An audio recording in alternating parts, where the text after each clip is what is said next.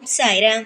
என் அன்பு செல்லமே, என்னுடைய அழகான தங்கமே, வாழ்க்கையில் செய்யக்கூடாத விஷயங்கள் நிறைய இருக்கிறது. போகக்கூடாத இடங்கள் நிறைய இருக்கிறது. அப்படியே அதை மீறி போகும் பொழுது ஆபத்து போகும் நபருக்குத்தான் கிடைக்கிறது.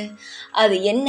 நீயும் ஒரு இடத்திற்கு போகவே கூடாது. அப்படி மீறி நீ போனால் நிச்சயமாக நானும் சரி, எந்த தெய்வமும் சரி, உன்னை காப்பாற்ற மாட்டோம். ஏன் தெரியுமா காப்பாற்ற மாட்டோம் என்று சொல்கிறேன்? எப்பொழுதுமே ஒரு அம்மா ஒரு பிள்ளைக்கு ஒரு விஷயத்தை செய்யாதே என்று சொல்லும் பொழுது அந்த பிள்ளை செய்யாமல் இருக்க வேண்டும்.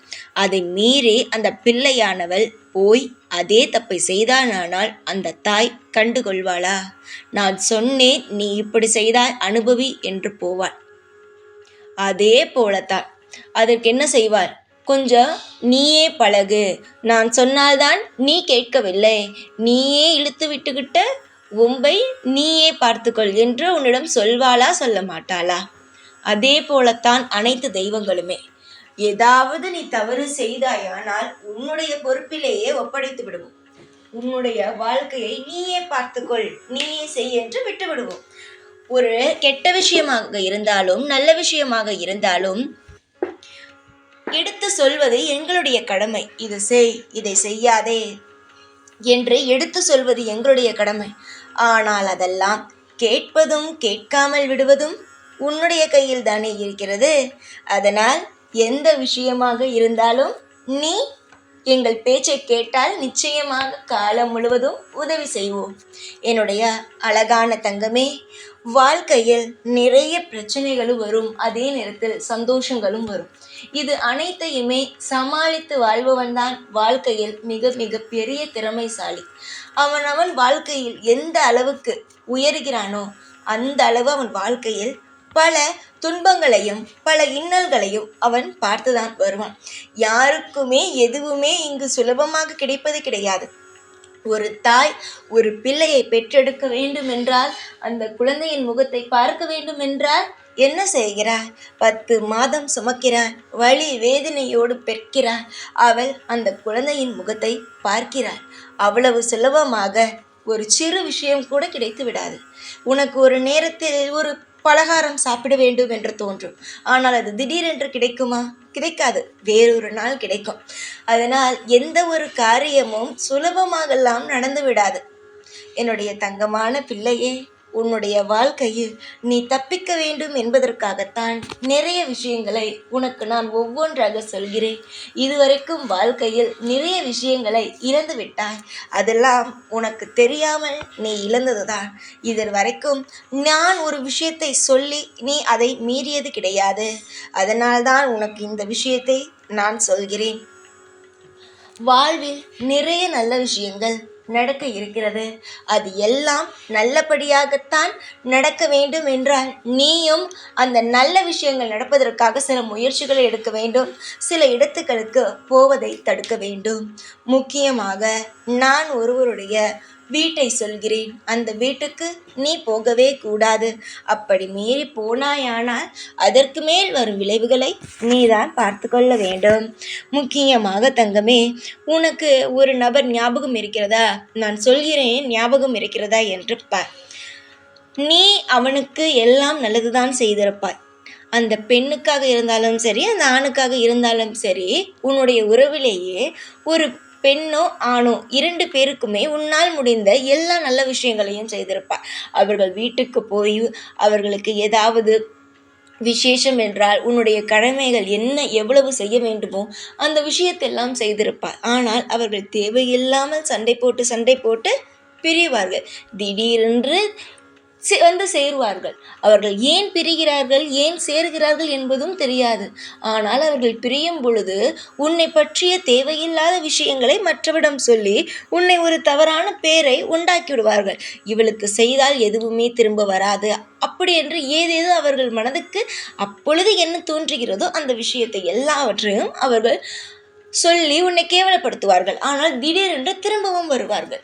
திரும்பவும் வந்து அதே போல நல்லபடியாக பேசுவார்கள். திடீரென்று பிரிவார்கள். இப்படிதான் இன்று வரைக்கும் உங்களுடைய வாழ்க்கையில் அந்த உறவானது இருக்கிறது. அந்த உறவு என்ன செய்திருக்கிறது என்றால் உனக்கும் தெரியும். உனக்கு சாபம் விட்டிருக்கிறது. நீ எப்படி வாழ்வாய் என்று நான் பார்க்கிறேன். நீ உன்னுடைய குடும்பத்தில் இருப்பவர்கள் எப்படி இருக்கிறார்கள் என்று நானும் பார்க்கிறேன் என்று சாபம் விட்டிருக்கிறது. சரியா? அந்த நபரின் வீட்டுக்கு போகக்கூடாது. இந்த நபர் அந்த நபர் என்று நான் சொல்லவில்லை. எவன் ஒருவன் உனக்கு சாபம் இட்டானோ அவன் விடும் சாபம் பலிக்காது. அதையும் ஞாபகம் வைத்துக்கொள். இப்பொழுது யாரும் யாருக்கு விடும் சாபமும் பலிக்காது. ஆனாலும் எவன் ஒருவன் உனக்கு சாபம் விடுகிறானோ நீ எப்படி வாழ்கிறாய் என்று பார்க்கிறேன். நீ நன்றாக இருப்பாயா? நீ நன்றாக இருக்க மாட்டாய்.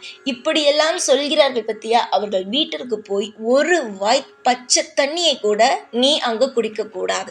அதே போல அவர்கள் வீட்டு வாசலில் காலடி எடுத்து வைக்கக்கூடாது. முக்கியமாக அவர்கள் விசேஷத்திற்கு சொல்கிறார்கள். அவர்கள் வீட்டில் ஏதாவது ஒரு விஷயம் நடந்துவிட்டது. எந்த ஒரு காரியத்திற்கும் நீ போகக்கூடாது.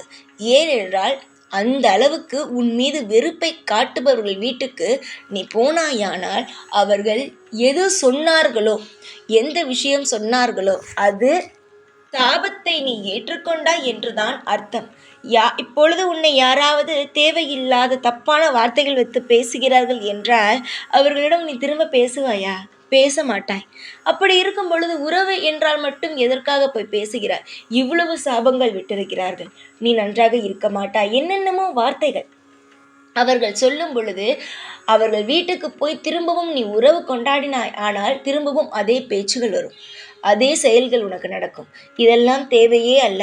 உன்னை ஒரு முறை ஒருவன் தப்பான வார்த்தையால் உபயோகப்படுத்தி விட்டால், அது உனக்கு தெரிந்து விட்டது என்றால், தயவு செய்து அவனுடைய வீட்டிற்கு போகுதோ, அவன் விசேஷத்திற்கு போகுதோ, அவனுக்கு தப்பான காரியங்கள் நல்ல காரியங்கள் எதுக்கு போதோ நிப்பாட்டி திடீரென்று அவன் உங்கள் வீட்டுக்கு வருவதோ அதற்கும் நீங்கள் அனுமதிக்க கூடாது.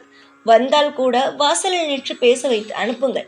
இன்னொரு விஷயத்தையும் சொல்கிறேன். அவன் திடீரென்று ஒரு முட்டாயோ இல்லை ஏதாவது என்னுடைய வீட்டில் காய்த்தது, என்னுடைய நான் வைத்திருந்தேன் என்று ஏதாவது ஒரு பலகாரத்தையோ ஏதாவது ஒரு முட்டாயையோ ஏதோ ஒரு காய் பழங்கள் ஏதோ ஒன்றையோ நீங்கள் அவர்களிடமிருந்து வாங்கக்கூடாது. அதை தூக்கியும் போட தேவையில்லை. வேறு யாராவது இருந்தால் கொடுத்து விடலாமே தவிர அதை நீங்கள் உபயோகப்படுத்தக்கூடாது. சாபம் விட்ட வீட்டிலிருந்து ஒருவன் எந்த ஒரு பொருளையும் வாங்கி சாப்பிடுவதோ, அவன் வீட்டில் போய் திரும்பவும் உறவு கொண்டாடுவதோ அது ஒரு சரியான வழி கிடையாது. அதுபோல தேவையில்லாமல் அவனிடம் பழகுவதோ அவனுக்கு வாழ்க்கையில் நிச்சயமாக அது நல்லதும் கிடையாது. ஒருவன் ஒரு முறை உனக்கு சாபம் விட்டு விட்டான். உன்னுடைய குடும்பத்திற்கு அவன் சாபத்தோடு சில விஷயங்களை அவன் பேசிவிட்டான் என்றால் அந்த சாபத்தை நினைத்து நீங்கள் வருந்தக்கூடாது. ஆனால் அந்த சாபமே விடுகிறான் என்றால் அவன் எவ்வளவு பெரிய கெட்ட எண்ணம் பிடித்தவன். அவனிடம் நீங்கள் பேசக்கூடாது, பழகக்கூடாது. அவனுடைய பழக்க வழக்கத்தை நிப்பாட்டி விடுங்கள். அவன் எவ்வளவுதான் மன்னிப்பு கேட்டு வந்து உங்களுடைய வாழ்க்கையில் இதை நான் உனக்கு தருகிறேன், இந்த விஷயத்தை எடுத்துக்கொள், அந்த விஷயத்தை எடுத்துக்கொள் என்றாலும் அவன் உங்களுக்கு கொடுத்தானால் வேண்டாம் என்று சொல்லுங்கள். அதையும் மீறி கொடுத்தான் என்றால் நீங்கள் அதை உண்ணாதீர்கள். மற்றவர்களுக்கு வேண்டுமானால் அதை கொடுக்கலாமே தவிர, ஏனென்றால் உங்களுக்குத்தான் அவன் சாபமிட்டிருக்கிறான். சாபமிட்டு வீட்டில் சாப்பிடுவதோ தண்ணி குடிப்பதோ அவர்கள் வீட்டில் அமர்ந்து பேசுவதோ மிக மிக தவறான ஒரு விஷயம். இதை மாற்றிக்கொள்ளுங்கள். போகக்கூடாத இடத்தில் இது முக்கியமான இடம்தான் இந்த இடம். உனக்கு யாரென்று தெரிந்தும் நீ இன்னும் அலட்சியமாக இருக்கிறாய். உன்னுடைய இலகிய மனம்தான் நிறைய பிரச்சனைக்கு உனக்கு வழிவகுக்கிறது. நிறைய நேரம் நானும் சொல்வேன், சற்று எல்லா விஷயத்தையும் கண்ணை திறந்து பார். எல்லோரையும் நம்புகிறாய், காலம் முழுவதும் நம்பிக்கொண்டு இருந்தால் உன்னுடைய வாழ்க்கையில் எதுவும் மாறாது என்றெல்லாம் நான் சொல்லிவிட்டேன். ஆனாலும் நீ எதையுமே கேட்காமல் உன்னுடைய வாழ்க்கையில் கெட்ட விஷயங்களை மட்டுமே திணித்து கொண்டே இருக்கிறாய். தயவு செய்து வாழ்க்கையில் தப்பான ஒரு நபரிடம் இது போல சாபம் விடுபவனோ பொறாமைப்படுபவனோ இவனை எப்பொழுதுமே பேசுவது என்பது தேவையே இல்லை. ஒரே ஒரு நபர் உன்னுடைய வாழ்க்கைக்காக உன்னிடம் பேசுகிறார் என்றால் தாராளமாக அவரிடம் மட்டும் பேசு. தேவையில்லாமல் மற்றவர்களிடம் பேச வேண்டும், மற்றவரிடம் எந்த ஒரு விஷயத்தையும் பகிர வேண்டும் என்பது அவசியம் கிடையாது. நான் சொல்வதை சொல்லிவிட்டேன். என்னை கேட்பதும் கேட்காமல் இருப்பதும் வாழ்க்கையில் நல்லபடியாக நடத்துவதும் நடத்தாமல் இருப்பதும் உன்னுடைய கையில் இருக்கிறது. சொல்வது என்னுடைய கடமை. ஆனால் உன்னுடைய வாழ்க்கையில் நீதான் அனைத்தையும் பார்த்து கொள்ள வேண்டும். சந்தோஷமாக இரு தங்கமே.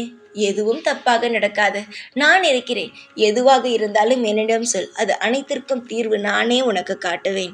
தைரியமாக இரு. எப்பொழுதும் உன் கூடவே இருப்பேன். இந்த சாய்நாத். ஓம் சாய்ராம்.